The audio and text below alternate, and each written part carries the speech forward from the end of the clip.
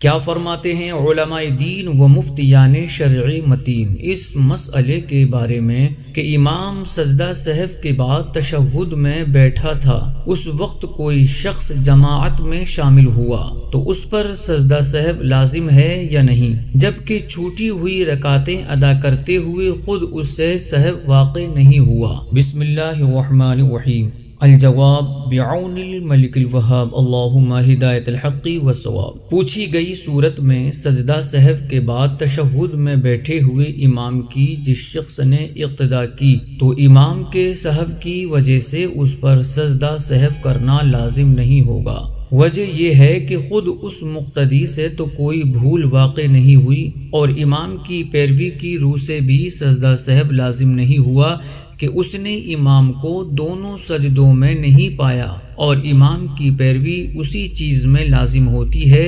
جس میں اسے پا لیا جائے۔ یہی وجہ ہے کہ امام کے سہو کا دوسرا سجدہ کرتے وقت جو شخص اقتدا میں شامل ہو اس کے لیے حکم یہ ہے کہ وہ دوسرا سجدہ تو ادا کرے گا مگر پہلے سجدے کی قضا اس کے ذمہ لازم نہیں ہے۔ مبسوط سرخسی میں ہے کہ اگر امام نماز میں بھولا اور سجدہ سہو کر لیا، پھر سجدہ سہو کے بعد والے قاعدے میں کسی شخص نے اس کی اقتدا کی تو اس کی اقتدا صحیح ہے اور اس پر اپنی چھوٹی ہوئی رکعتوں میں سجدہ سہو لازم نہیں ہے، کیونکہ اس سے تو بھول واقع نہیں ہوئی اور اس پر امام کی پیروی اسی چیز میں لازم ہے جس میں وہ امام کو پالے، جبکہ یہاں اس نے دونوں سجدوں میں امام کو نہیں پایا،